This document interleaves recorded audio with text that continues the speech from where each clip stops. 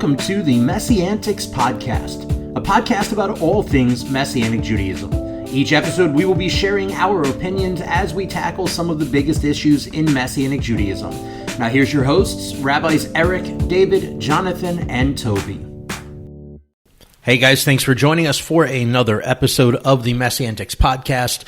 And unfortunately, we have another episode where Rabbi Jonathan is not with us, so it is Rabbi Eric, Rabbi Toby, and myself, Rabbi David, that you are listening to today. And we've got a bit of a different conversation, and I know, this may catch some flack from people, I don't know, but I'm a big Wizard of Oz fan, and there's a book that's like supposed to be the background story of the Wicked Witch of the West and how she became the Wicked Witch of the West and what have you. And so it's called Wicked is the name of the book, Wicked, the Life and Times of the Wicked Witch of the West. And I've read it years ago.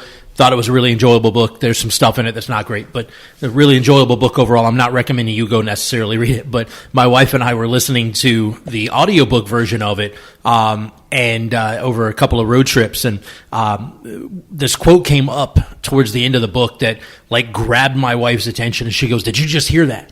I'm like, I'm not sure. I mean, I did, but I'm not sure if I caught what you caught. So we went back a few bumps back on the 30-second back, 15-second back, whatever it was, till we found it.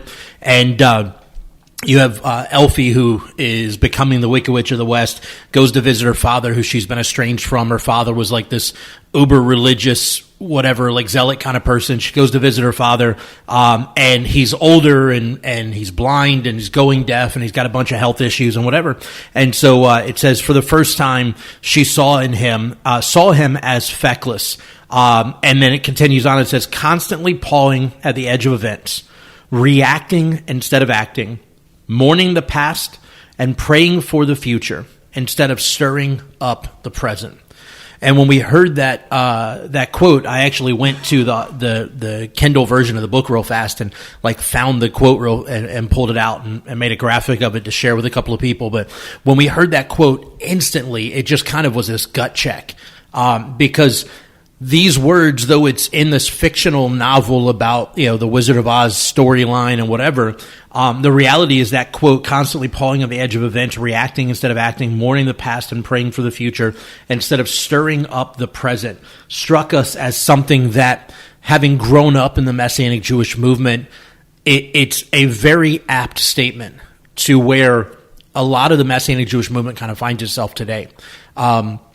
We hear constantly people talk about, we want to see a new generation of Messianic rabbis and congregational planters and so on and so forth come up. We want to see, we've got all these high-strung hopes for the future, but at the same time, we're so hyper-fixated and focused on the past and the Jesus movement that birthed out the modern Messianic Jewish movement and all of these kinds of things. And, depending on what swing of the pendulum you're on, and some parts of Messianic Judaism, it's super charismatic and super Pentecostal leaning, and in other parts, it's super Jewish tradition leaning, and the pendulum kind of goes back and forth, and this idea of especially the reacting instead of acting, mourning the past and praying for the future instead of stirring up the present, made us wonder, what impact could the Messianic Jewish movement truly have for the kingdom of Messiah if we stopped focusing on past and future with all of our energy and instead focused on what God has laying right before us in the present, and we started truly working towards expanding the kingdom of Messiah here and now for preparation for what God has in store in the future of the Messianic Jewish movement? What if we walked in lockstep with what God was doing now and allowed God to worry about the future?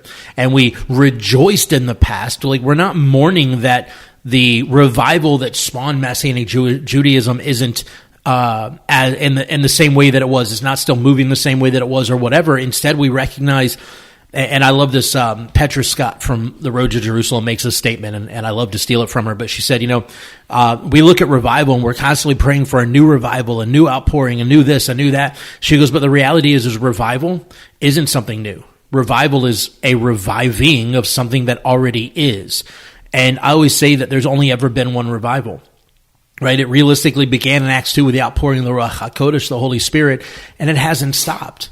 Right? And if we're actively in the revival, that's great. But if we're not experiencing it, it's not because it's not happening. It's not because it's because we're not chasing it. We're not in it. We're not active in it. We're not pressing into it. And so, we heard this quote and instantly our hearts kind of broke for where we see the state of the Messianic Jewish movement at today. Not that it's a failure, but there's a lot of improvement that's still needed. There's a lot of things that we've kind of let fall to the wayside, especially now we're watching so many of the rabbis that we grew up under in the movement that are either having severe medical issues, that are realizing that they're at the tail end of their life, or are stepping into a yearning for retirement, but don't have anybody to step in to take their congregations over. Some of whom are just retiring and leaving their congregations with no leader because they don't have any other option and they feel like it's time for them to do so.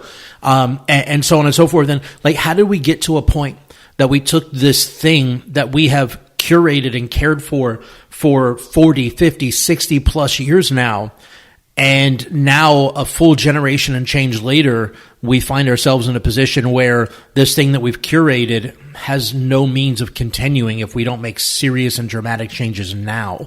And so I just wanted to throw that out there. It's a really curious statement. It's something that really struck us and kind of to the core, if you would, and kind of made us want to reevaluate things and how do we move forward as a movement? How does our congregation move forward to kind of lead the way in that, rather than just waiting for everybody else to get there with us? How do we just press into that reality of stirring the present rather than mourning the past or praying for the future?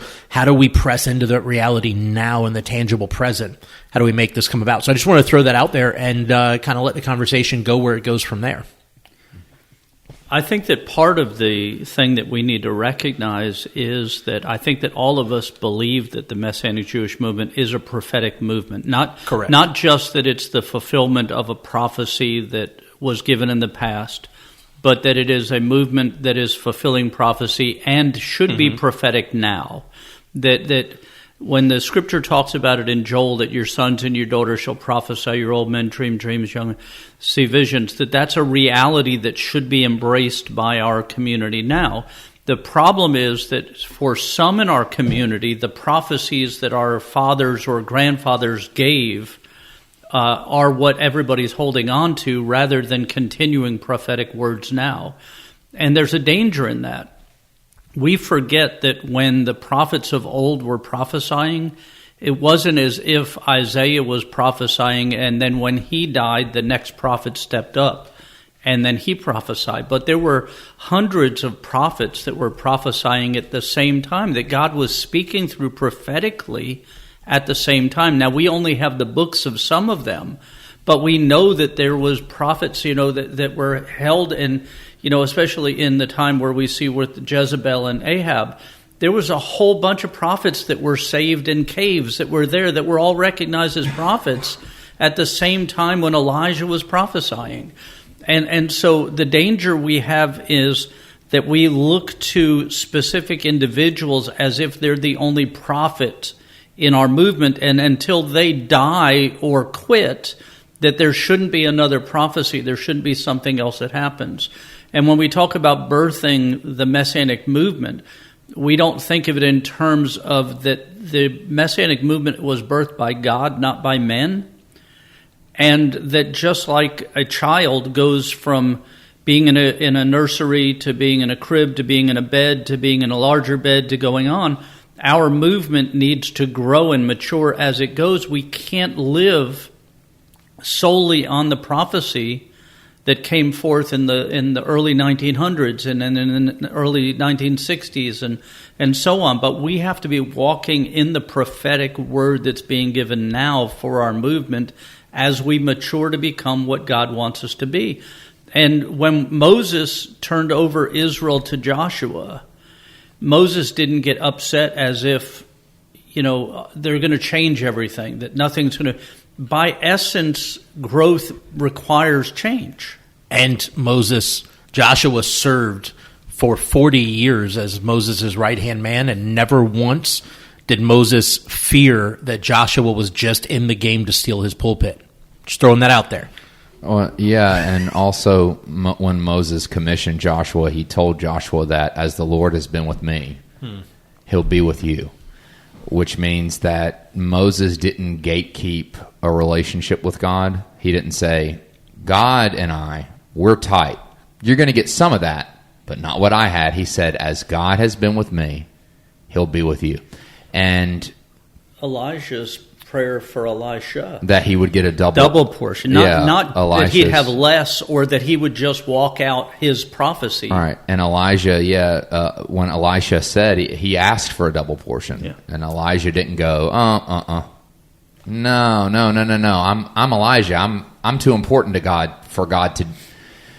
And I actually heard it said by a Messianic leader to a group of people who had come forward to pray. Because let me tell you something. I mean, people are hungry for the Lord. You know, people who love God are hungry for God, and when they have an opportunity to receive something from Him. But we were at a thing, and I'm not going to say what it was or who it was, but we were at a thing, and a Messianic leader said, if you remember, and he used Elijah and Elisha as the story. And if you don't know the story, Elijah anoints Elisha and gives him a double portion of his anointing. And he says, we want to do something like that. You're not going to get all of it. He goes, you're going to get some of it.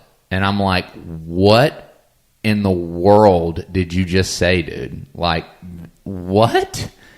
Like, so I look at it as every big problem. It doesn't matter what the situation is, but we're looking at the Messianic movement.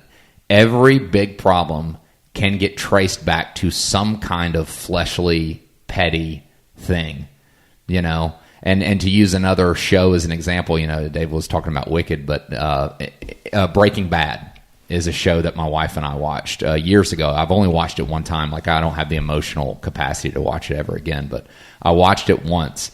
And it's this huge story, but towards the end of it, the main guy, his wife's talking to him, and she goes, why did you do all this? And he said, I liked it. And it's kind of simple, but it's kind of a terrifying statement, but there was no reason, there was no great thing. He just said, no, I liked it. And I think when it comes down to, because let's face it, what are we talking about? We're talking about older generational leaders resisting and shuffling their feet when it comes to passing a baton. And I think the reason why they don't do it goes back to simply, they like it. They just like doing what they're doing. And here's the thing.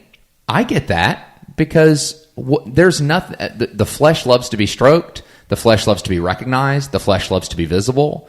I mean, these are all things that, and here's the thing. I think these guys that I look up to and appreciate what they've done and what they've built and the trails that they've blazed through the power of God, I respect that tremendously. I revere that. When I was on it's like on the rabbis forum, I never sent one email on that rabbis forum. And there's a reason why. Because I believe that God gives you 2 ears and 1 mouth for a reason. You listen twice as much as you speak. I'm not going to get on there and be some young hot shot. So they don't have to worry. These guys don't have to worry about making me understand my place.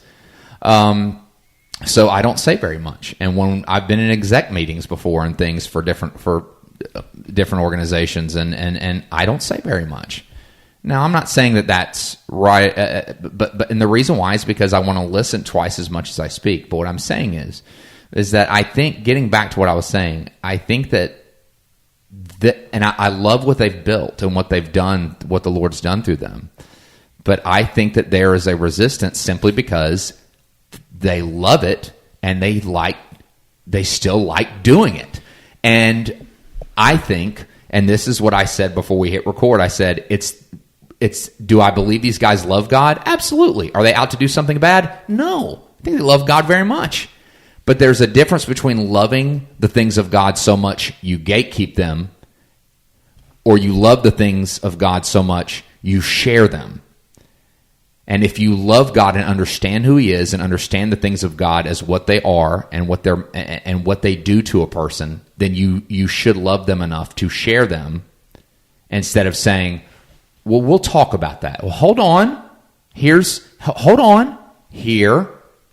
this. You can't have this yet. Here's this. Not this. And I think that it all goes back to that. It goes back to, I hate to say this, petty, fleshly, gatekeeping stuff. I want to do it. I've always done it. I'm going to keep doing it. And I like it, and I love doing it. So any chance I get to do it, I'm going to do it. But what about other people that want to learn? Well, if they want to learn, they can come talk to me, and we'll sit. No. The things of God aren't as per request, as needed. It's if you're hungry, come eat. If you're thirsty, come drink. And I think that's the problem, and that's what I run into all the time. To that reality, we were just at the MJ Southeast Regional, and again, not to pick on any particular person, but there was a rabbi there that was speaking, and it was on Saturday morning. They had the Torah service, and all the young people were at the up on stage and were involved in the service and all this. And at the end of the service, the rabbi has all of the young people come towards the edge of the stage, and and basically said something. And I'm paraphrasing it from memory, but basically said something along the lines of, "We've been praying for a future forever, and now the future is here." And it was because all of these young people were up on stage and as somebody, it's the same kids every year. Correct. But ignoring that, I'm not even going into the fact that must be said that several of them were the rabbi's kids, but that's a whole other story.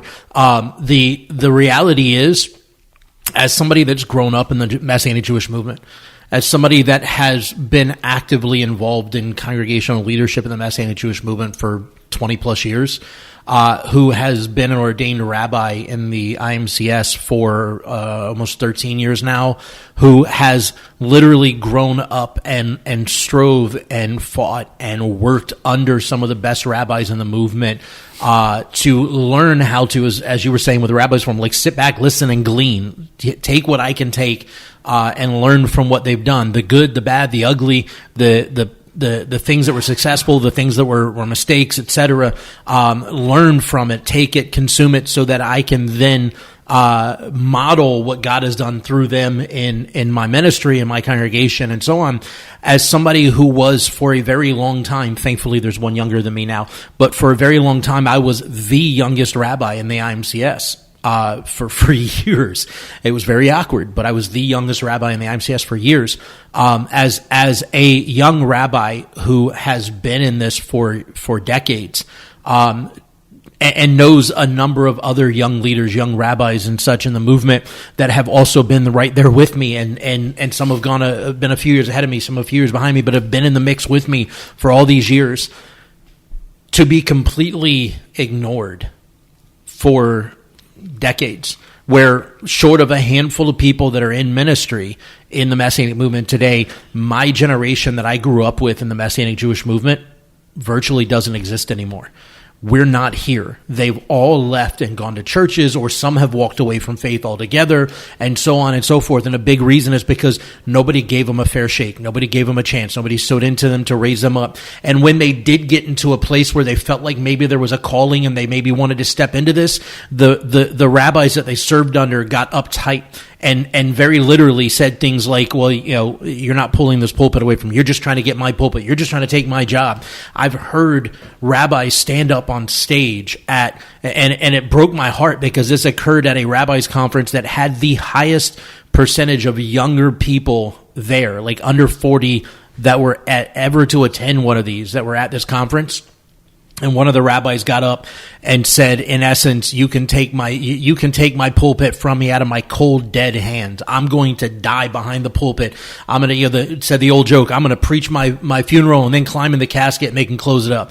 There was another rabbi that got up and said, I'm speaking to the older leaders in the room that are in your 60s, 70s, 80s, and beyond. I want you to know that God is not done with you. Your best is still ahead of you. If you're in your 60s, 70s, and 80s, your best isn't behind you. It's still ahead of you. And I'm not disagreeing with that statement. I'm not saying that God doesn't still have something for the 60, 70, 80 plus crowd in the Messianic Jewish Rabbinate. I think there is a value there. I think it's important there. But one of the things I've tried to impress on people is when we look at the priesthood in the Torah, right? The priesthood served from 30 to 50. They spent their entire life till they turned 30 learning how to be a priest, and then they served in the priesthood in the temple from 30 to 50. They didn't fade away into the dust after they turned 50 and couldn't serve anymore, or after they turned 51 and couldn't serve anymore. Instead, they started training up the next generation. right? They sowed everything that they had learned across the years, everything they experienced in their ministry. They then turned around in ministry and started sowing into the next generation of priests. And we don't have a movement that has taken the time to take the older rabbis and invest their energy and what they've learned and what they've experienced into sowing into the next generation. And so as a younger rabbi who has literally been there in all of this stuff for decades, to hear a rabbi stand up with a bunch of 20-somethings on the stage and go, our future that we've been praying for has finally arrived. I'm sitting there, for lack of a better way of wording it, I'm sitting there completely insulted. Because me and my generation, the few of us that are still here, are looking at it going, we've been here the whole time.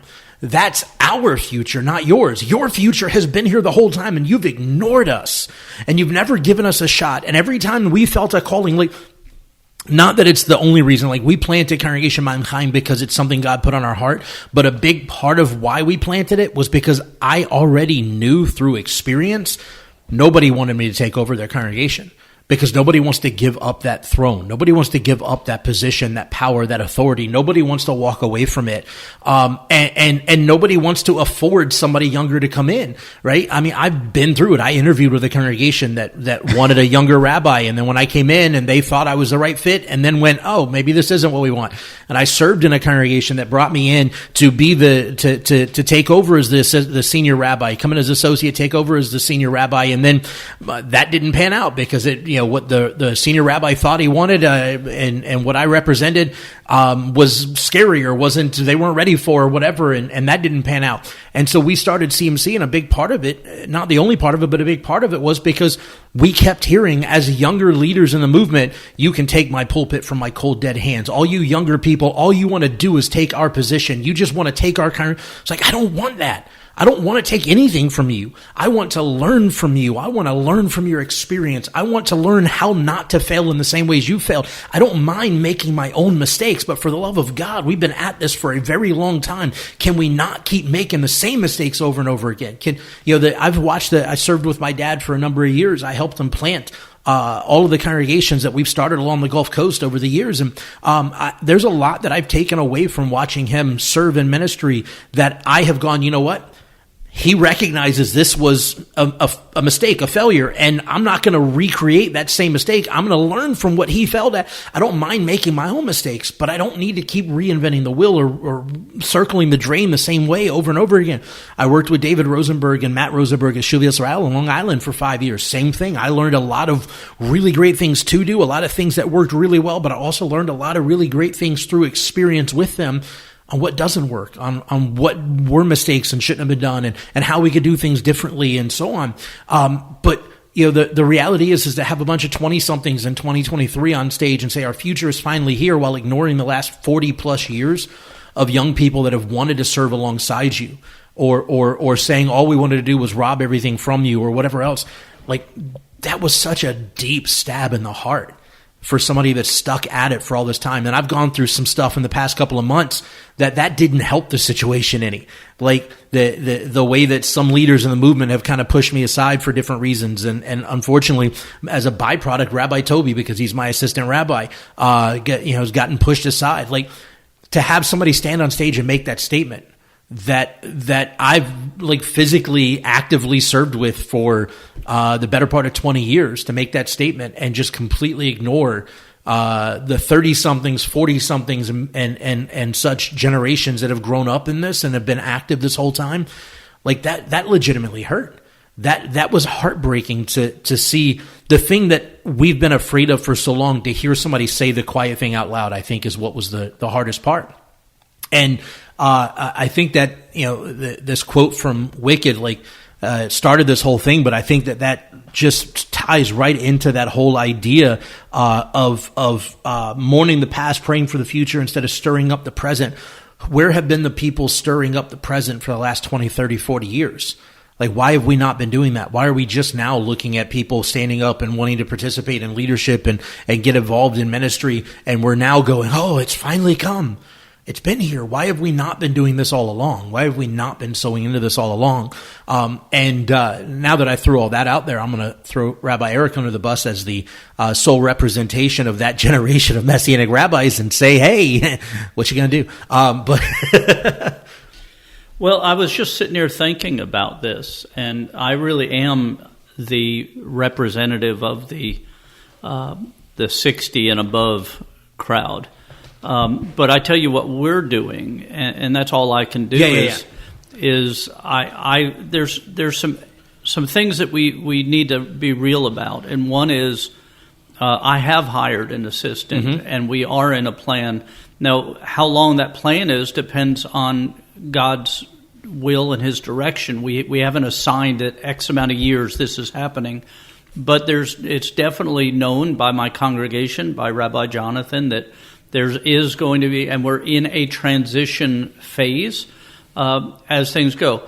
But there's other things that I want to say, that some of this is a result of, and we did an episode on denomination versus fellowship. The whole series, And the whole series. And one of the problems in the Messianic... We've still got one more in the pocket we want to cover on that too. Yeah, one of the problems with the Messianic Jewish Movement is our fear of organization and denominationalism, to the point where most Messianic synagogues are 50 members or less.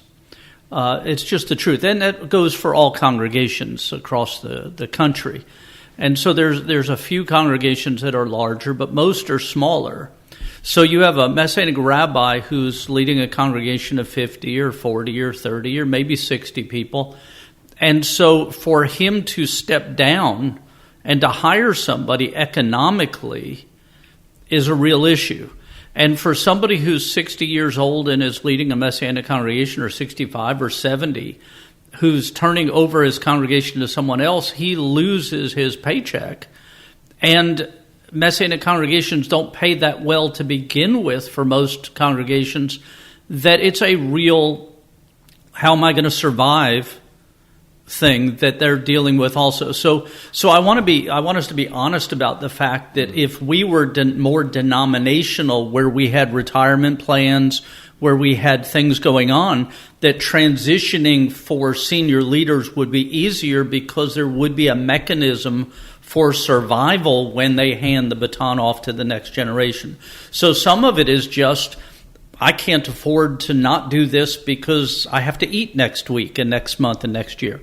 So that is a real part of it that could be fixed if, and I'm not saying we have to go denominational, but if we had a real viable group retirement program within our organizations, not just a separate like 501(c) or 403(b) or whatever that you invest in, but something that we combined our resources to do. I think that would be helpful.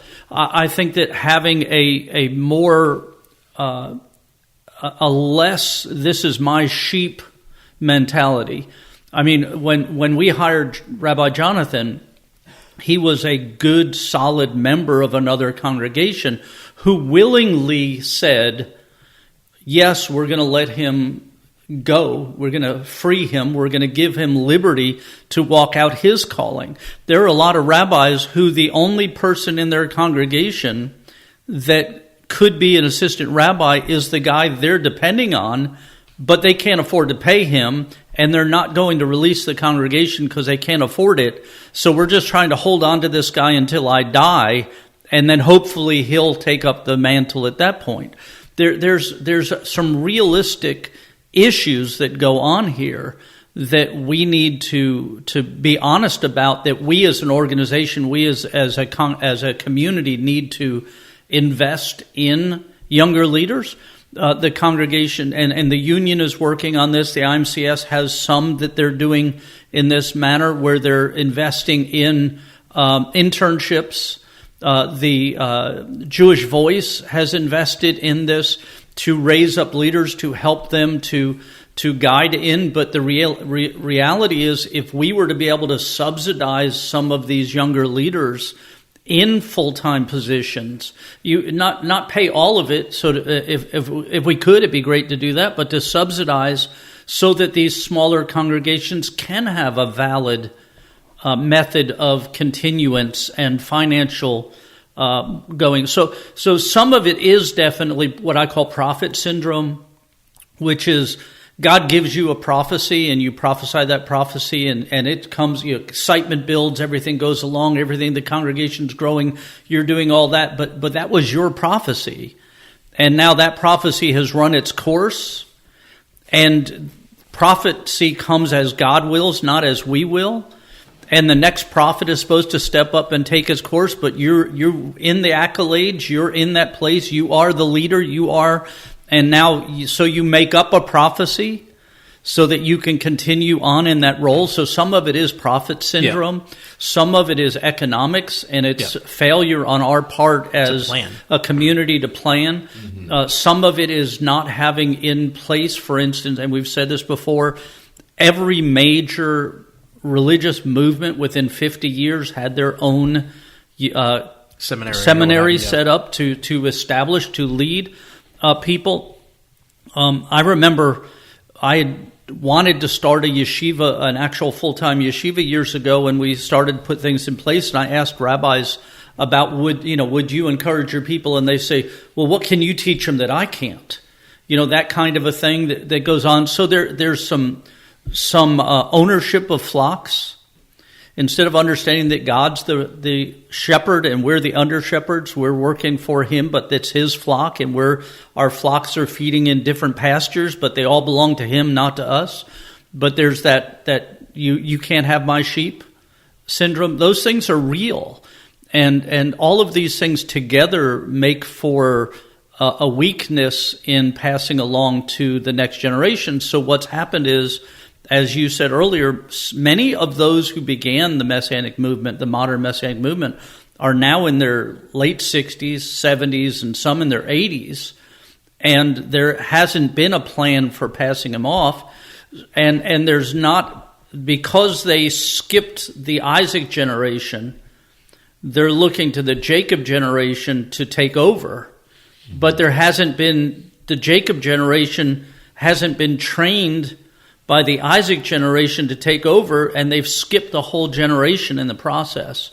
And so, to answer your question in a long statement, which this has been a long statement, all I can do is try to do it right myself, which is what we're trying to do. Yeah. And we brought somebody in who was in his 20s, with a wonderful wife, with a calling, with a gifting, and we're allowing him to exercise his spiritual gifts. And when I say allowing, it's not allowing in the way of monitoring in like he can only do these things, but to mentor, to raise up, to train, and to let him exercise, let him use the gifts that God gave him. And my goal is to, as God tells me, totally transition to where he starts doing my role, and then I start doing his role, and then I assist him until I die, which I hope is a long time from now, to raise up the person that's going to take his place, to start looking for someone, because now he'll be in his 30s or in that area. So I want to find somebody who's in their 20s that we can start training and raising up, so that when he's 55 or 60, he can process that way, should the Lord wait to return until that comes. But all I can do is try to be an example of doing it right, and so we're hoping that the process goes well. And so I jokingly said we were going to throw you under the bus to answer for everybody. This goes back to what I was saying, that I've been uniquely blessed in being able to serve under so many different rabbis in numerous states, and to learn. They all did things differently. The congregations had different approaches, but I got to learn a lot from all of them. And what CMC is today is kind of a culmination of that. And because of the fact that growing up, you did not see a lot of the opportunities that I wished were there to be able to participate in that. Like I went to Nyack College for the Messianic Studies program, and unfortunately I was the only student to ever matriculate through it, primarily because most of the rabbis in the movement were scared to death to send their kids to a Christian college because they were afraid that they were going to get tainted at the Christian college, for lack of a better way of wording that. That's my perspective on it, but for lack of a better way of wording it. And so, there was this great, rebuttal against it. Like, nobody wanted to participate, and now it's gone. But it paved the way for a bunch of other schools, a bunch of other Christian colleges and seminaries that have developed very solid Messianic studies programs that a lot of younger people are now participating in, and so on. It paved the way for that. So in some ways, I like to pretend that I was a part of paving that way. But nonetheless, because of the people that I've gotten to serve under, the rabbis I've gotten to serve under over the years, CMC is what it is. It's like a conglomeration of all of the experience, all of the lessons I've learned, all of the things I've seen good and bad, come together as one thing.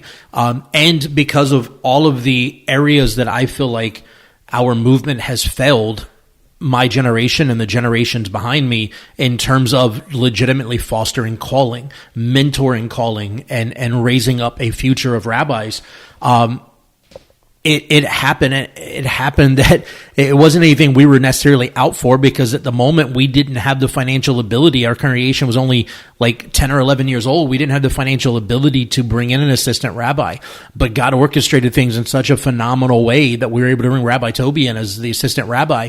And and for those that don't know, I learned through research and talking with other people, the value of the difference between the terminology of assistant and associate when it comes to a rabbi or pastor, right? I was brought into the congregation that I was at in Georgia as the associate rabbi because I had experience in the assistant level over the years in different congregations. So the difference between an assistant rabbi and associate rabbi is an associate rabbi is ready to be a senior rabbi the next day.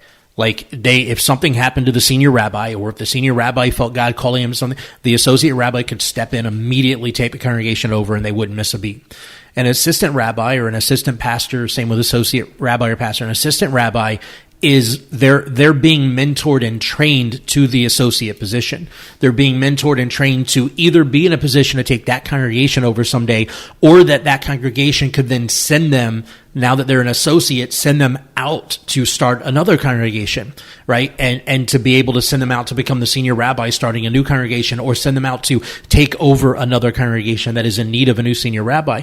And so God blessed us to be able to bring Rabbi Toby in as an assistant rabbi, and our goal is to build him up to an associate rabbi. And then one day, either God will send him out somewhere to start another work, or he will take over CMC and Danielle and I will move into another work, or what have you. But either way it goes, it wasn't an intentional thing at this moment. It was something we desired to do at some point, was to bring in an assistant rabbi. But at the moment that it happened, it wasn't an intentional thing. It was a God-ordained thing that we had the opportunity to, as a now 40-something, I'm 41, as a now 40-something-year-old rabbi, I've been able to kind of start to pave a new direction for the movement and do some of the things that were not really available for younger leaders at the time when I was growing up. And my hope is, and this, God's got distant plans, and that's awesome. My hope for where we're going as a congregation is for Rabbi Toby to migrate into the associate rabbi role, for us to be kind of 50-50 on duties, and for us to bring in a new assistant rabbi, a younger assistant rabbi, and train him up. And then either he can be able to be sent out or raised up or what have you, and just keep cycling that, because that's how we build new rabbis to go and take over congregations with dying or retiring rabbis, or to go out and start new congregations, because lo and behold, there's a lot of areas with a lot of Jewish people and a lot of Gentile people that need to meet the Jewish Messiah, that need Messianic Jewish congregations. Right. As a matter of fact, Chabad is like my go-to example of where we should or shouldn't be in a lot of ways. And the only state in the U.S. that doesn't have a Chabad presence is South Dakota. So South Dakota is the only state in the U.S. that the Chabad Lubavitcher movement goes, there's not enough Jews there for us to worry about. And I have rabbis that always, you're in Alabama. Why are you in Alabama? Are there even enough Jews in Alabama? It's like, how few Jews is too few to care about their salvation? How few Gentiles who have a yearning for the Jewish Messiah is too few to care about? Like, the reality is that we need to be where God calls us and plants us. And I truly believe that Messianic Judaism should be like Baptist churches and Methodist churches. There should be one on every street corner. Like, we can, our area, Baldwin County only has about 5,000 to 8,000 Jewish people. I truly believe Baldwin County could easily have a Messianic Jewish synagogue in each major community in Baldwin County. And we wouldn't have to compete with each other. Instead, we could support each other and uplift each other and build each other up and grow together for God's purposes. Right. The same in Mobile County and the same in Escambia County here in Pensacola and so on. Like, it's not a competition. It's kingdom, right? If we got 15, 20, 30 people driving from Fairhope to Daphne, that's 15, 20 people driving farther than they need to because there's a ready-made congregation there. Let's raise somebody up and plant them there to start a congregation and work together, support each other. Rabbi Toby? No, I just was what Rabbi Eric was saying with Jonathan and stuff, and I think it's very important for the congregation to see the senior leader raise someone up. It can't just be something that you're doing behind the scenes, like Joshua was raised up publicly, by Moses. David made it very clear, of course it was a kingship, but still David made it very clear who his successor would be. And these are all done publicly, and the reason why it's done publicly is because it lends credence to the new leader. The people are seeing it. I can't tell you how harmful it is to your own community to be a senior leader and not prepare and not pour into and empower other leaders around you in the congregation. I've seen what it does. I've seen with my own eyes what it does. I was at a congregation for a number of years, and I would notice, because I was the worship leader, I would notice that when the senior rabbi went out of town, he would rarely get people to speak. Sometimes he would, sometimes he wouldn't. But most of the time, he would come up to me and say, "Hey, I just want you to play extended praise and worship. Just extend your praise and worship to the length of the service." Well, for one, that's exhausting for me and my wife, but that's beside the point. The worst part was getting up on stage, preparing service, and I was also the cantor, so I was doing liturgy, and watching people arrive and realize that the rabbi wasn't there and grabbing their stuff and leaving. And I told him about this, and his response was, "Well, what can I say? They love me." What I would have loved to have said, and I didn't, but what I'm thinking is, you're looking at a red flag that is communicate. You should see that as a red flag that should communicate to you that you have a sick congregation. It's unhealthy. That is a sign of a sick congregation. And I don't mean sick as in disgusting. I mean an unhealthy congregation. If somebody was coming to CMC and they saw that David was speaking and not me and they left, you're not doing me any favors, honey, because I'm nothing special. And if you are coming only when David speaks, so what that tells me is you are here for a person. You do not love the community. And honestly, that tells me right then and there that you don't really love the synagogue, and you're not here for the community, and you're here because you want to hear a person speak, and that is not what synagogue life's all about. Yep. And I see people do that. They become fanboys and fangirls of these pastors and these rabbis, and let's just say the quiet part out loud. These senior pastors and these rabbis, they like it, because when I told you what I told that rabbi, his response was, "They love me." And I'm like, see, you like it. That's the problem. That's why you're not making, and it's killing your congregation from the inside out. Yeah, one of my happiest days as a rabbi, honestly, was about 2 years into Rabbi Jonathan being the assistant. A Saturday morning service, and after service, I was speaking somewhere else, and I called. I said, "How'd service go?"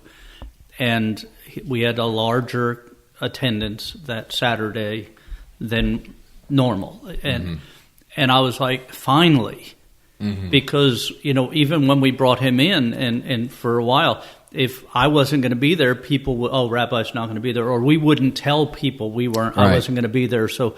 But it's got to the point, and one of the things we did, and I know people get trippy about titles and stuff, but one of the first things we did when Rabbi Jonathan came, and then he married Rebitz and Catherine, was I told them, I said, Rabbi Jonathan, whenever you refer to your wife from the Bima, whenever you talk about her, Rebitz and Catherine, I want you to get it into the minds of the people here. She's not just Catherine. She's not just you're not just Jonathan, you are the assistant rabbi. You are important to this congregation. It's not celebrity. It's role, it's function, it's responsibility, it's a calling that God put on your life. And we need to get people to understand that you have a position. And again, it's not about celebrity. No. It's about them understanding you are the assistant rabbi. Your wife is the assistant rebitz, and you have a role and a function for accountability for their souls that you've taken. And this is a strong statement, but I mean it. If you are a person, it's a strong statement, but sometimes we need to say these things. And I'll say the quiet part out loud. If you are a person that shows up to your synagogue and you love God and you love your synagogue and you show up and because the senior rabbi isn't speaking, you grab your stuff and leave, shame on you. Shame on you. That's wrong. Yeah, absolutely. That is bad behavior, and I question how much you love your community if that's what you're doing. But Pammy and I rejoiced that week when Jonathan spoke. When we weren't there, we were away teaching somewhere else, and we got the report. And from other people, man, we had a great congregation. We had a bunch of visitors. We had a bunch of people, everybody. And we need to understand, and this is something it's hard for people to understand, but it's important, is that you can afford to do these things.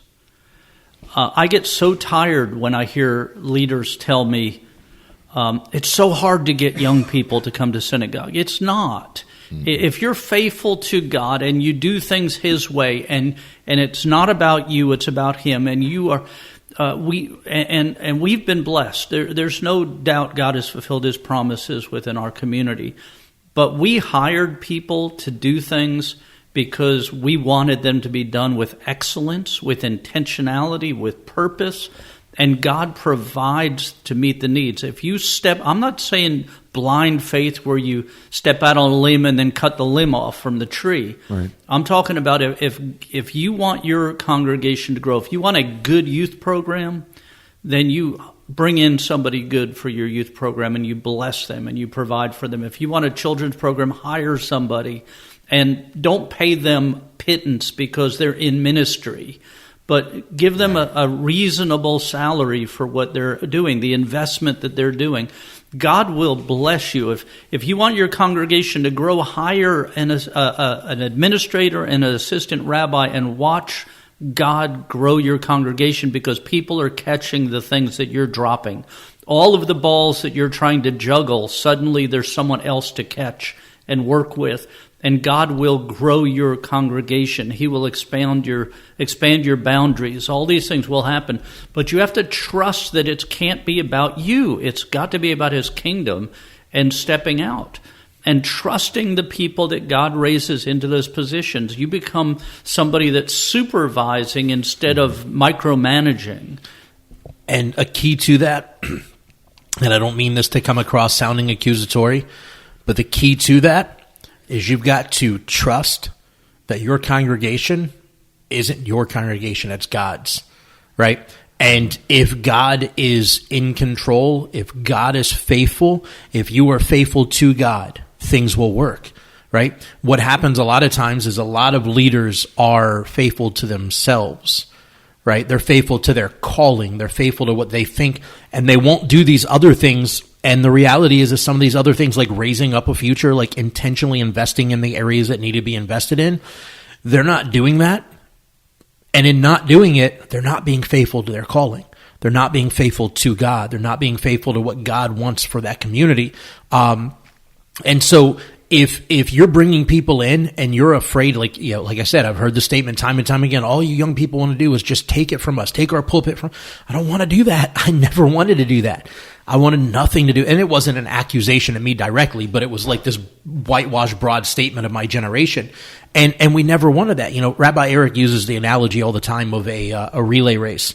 and that in a relay race, when you go to pass off the baton, there's a brief period of time where both runners are holding the baton at the same time, right? The runner that's currently active isn't like, trying to toss the baton behind him as he flies by the relay person. He's not like going by and just lobbing it at them. It's not, he's not halfway down the lane from him, throwing it ahead of him as hard as he can and hoping he catches it. There's a perfect practice time in which and it's practiced over and over and over and over again so that it is smooth and efficient in the handoff of that baton. And there's a period of time where both have to be holding the baton paced together, running in lockstep together at the same pace, at the same rate of speed, at the same everything. And if any piece of that puzzle is not efficiently prepared and practiced, it all falls apart and that baton hits the deck and it's all over. And you costed yourself, your team, valuable time. But when you are repeatedly practicing time and time and time again, when you're putting the investment into it, one of the things that I've learned from Rabbi Eric over the years, and look, he's my father. There's 31 things I wish somebody had taught me before I went to ministry or whatever. When he released that book, people would ask me, did you read your dad's book? I was like, heck no, I didn't. Well, why not? Because I'm probably half of those things. Like the book is probably mostly me in there, and turns out a lot of it is me. But aside from that, it's like I lived it. I'm his kid. I lived all of that stuff. All of the things that didn't go well, I experienced them firsthand, and so on. But the reality is one of the things I've learned from him is the value of investing in the congregation, right? That, he talked about it a moment ago, like you bring on an admin and what you realize is all the things that you weren't able to do, right? You bring on another person in the staff and the next thing, I think it's, I can't remember his name. There's a pastor consulting guy out there that will tell you flat out, a single individual leader can only lead a community to about 100 to 150 people effectively. Right? And that's the limitation because you can only effectively handle so much. But for every new person that you add paid staff into that ministry, for every new person that you add into that ministry, you have increased the ability for that congregation to grow by at least 100 to 150 people every single time. And it's not because that new person means that there's more hands that can be touched, more hearts that can be blessed, more, but it's because you've got less and less falling through the cracks. You've got less and less that are falling in the wayside. You're able to invest in the important things across the board, not just in what is directly in front of your purview. When you're a senior leader by yourself running a congregation, 9 times out of 10, you're in survival mode. You're not in growth mode. You're not in planning mode. You're not in future or prophetic mode. You're in survival mode. But the moment you bring in even one person to the team, but the moment you start adding to the team, you're not surviving anymore. You're now thriving.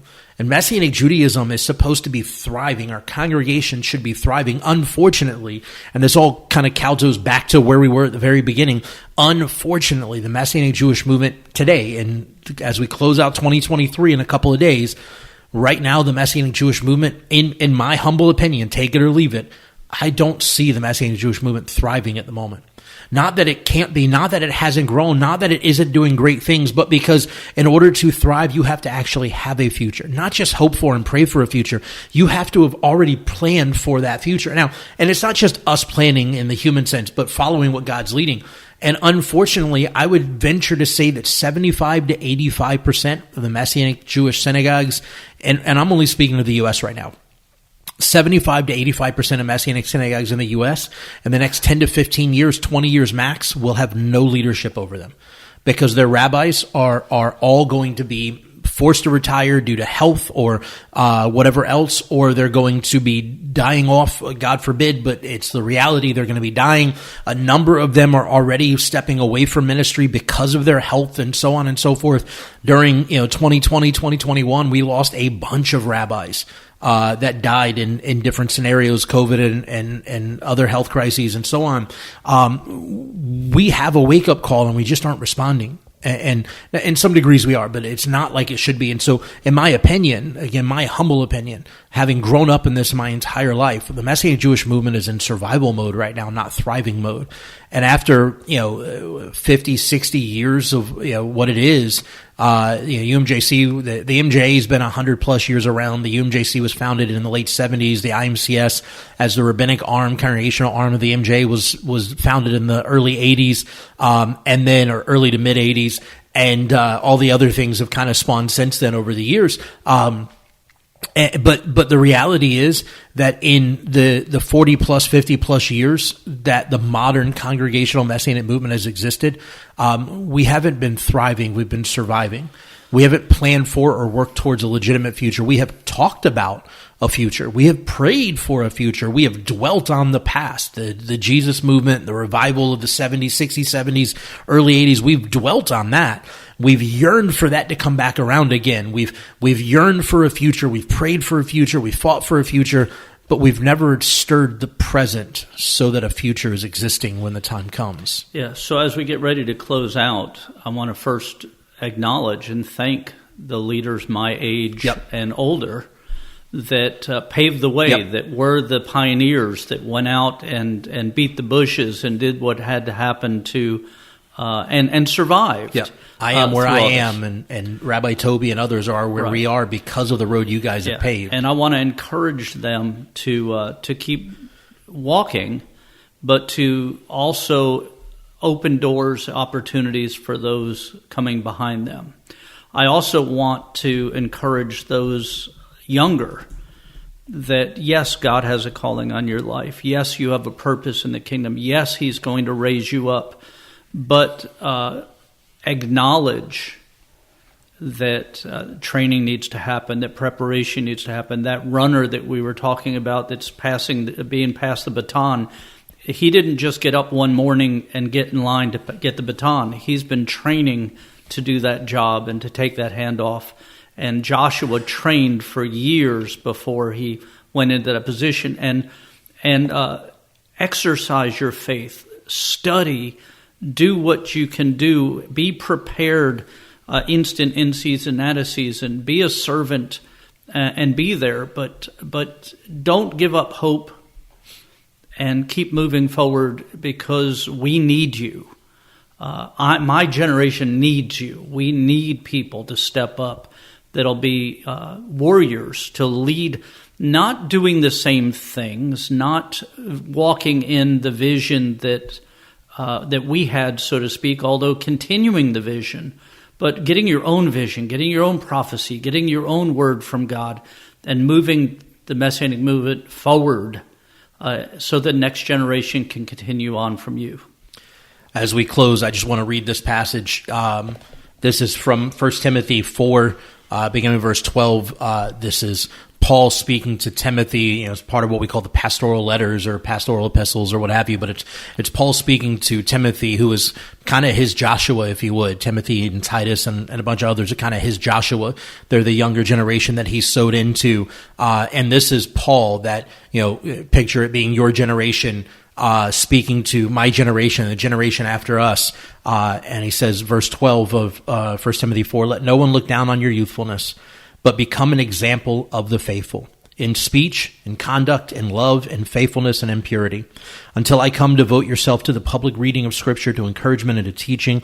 Do not neglect the spiritual gift within you, which was given to you through prophecy with the laying on of hands of the elders. Practice these things, be absorbed in them, so that your progress may be clear to all. Give attention to yourself and your teaching. Persevere in these things, for in doing so, you will save yourself and those who hear you. And so, as we close out, I want to encourage, as Rabbi Eric was just saying, I want to encourage the younger generations who feel a calling into Messianic Jewish ministry. Do exactly what Paul is saying here. Persevere through it all. Push in. Listen to the advice of your elders that are before you, of the pioneers that have paved the way. Listen to their heart. Do not let anything hold you back or push you away. And to the pioneering generation of the Messianic Jewish movement, who is still very much here, very much active, who I have learned so much from over the years. I want to encourage you, it's not too late.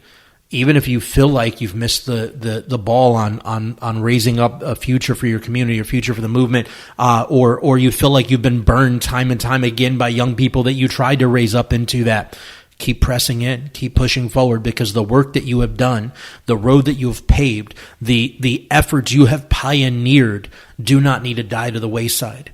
There should not be a need after 50 plus years for a new generation to have to pioneer all over again.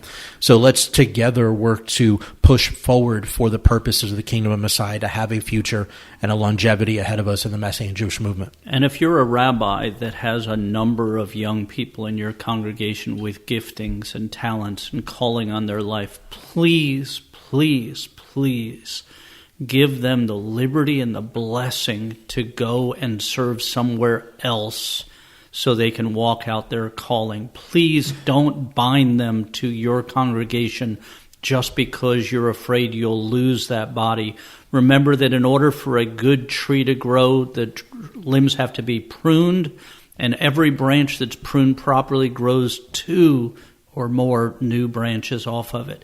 If you want your congregation to grow, allow God to use it to prune and to regraft those people in where they're able to be used, to be mentored, to be trained, and see the movement grow because of your generosity of spirit. Thanks for listening to us. As always, please feel free to drop us a line, to comment on the podcast wherever you listen to it, on our social media. Let us know what you think, and we will see you guys next week. Thank you for listening to the MessianTics Podcast. Make sure to subscribe so you can be notified every time we drop a new episode. And be sure to follow and interact with us on social media at MessianTics Podcast.